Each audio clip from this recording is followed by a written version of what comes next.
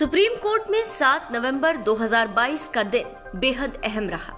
इस दिन सामान्य वर्ग से आर्थिक रूप से कमजोर लोगों को लेकर सुप्रीम कोर्ट ने बड़ा फैसला सुनाया और सरकारी नौकरियों में 10% आरक्षण के प्रावधान को बरकरार रखा।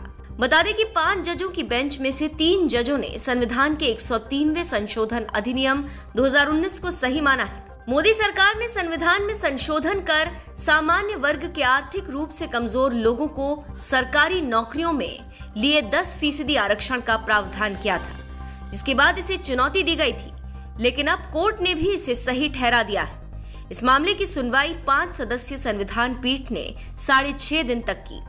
लंबी सुनवाई के बाद 27 सितंबर को फैसला सुरक्षित रख लिया था और आज इस पर फैसला सुनाते हुए मुहर लगा दी गई, जिसके बाद इस फैसले का स्वागत किया जा रहा है। जैसे एक ट्विटर यूजर ने लिखा, EWS आरक्षण को मिली सुप्रीम कोर्ट की हरी झंडी, मतलब अब सामान्य जाति को भी मिलेगा 10% आरक्षण। एक और यूजर ने लिखा, जो कमजोर और गरीब है उसके खिलाफ भी याचिका लगा दी जाती है, जिसके पास संसाधनों का अभाव है उसके खिलाफ भी जाति को आधार बनाकर हक छीनने की बात होती है। कैसी सोच रखते हैं हम? गरीब को तो आरक्षण मिलना ही चाहिए। EWS आरक्षण जारी रहेगा। सुप्रीम कोर्ट ने भी मुहर लगाई। मुकेश कुमार नाम के यूजर ने लिखा, केंद्र सरकार द्वारा सवर्णों को आर्थिक आधार पर 10% आरक्षण देने पर छाती पीट रहे विपक्ष के मुंह पर सुप्रीम कोर्ट का जोरदार तमाचा जारी रहेगा।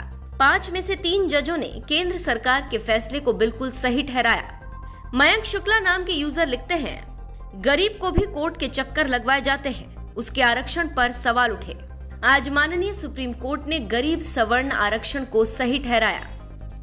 तो कुछ इस तरह से सुप्रीम कोर्ट के फैसले का स्वागत किया जा रहा है और आर्थिक आधार पर सवर्णों के आरक्षण को लोग सही ठहरा रहे हैं। बता दें कि कानून के पक्ष में केंद्र सरकार की ओर से अटॉर्नी जनरल और सॉलिसिटर जनरल ने बहस की। इसके अलावा मध्य प्रदेश, गुजरात आदि कुछ राज्यों ने भी कोर्ट में EWS आरक्षण का समर्थन किया।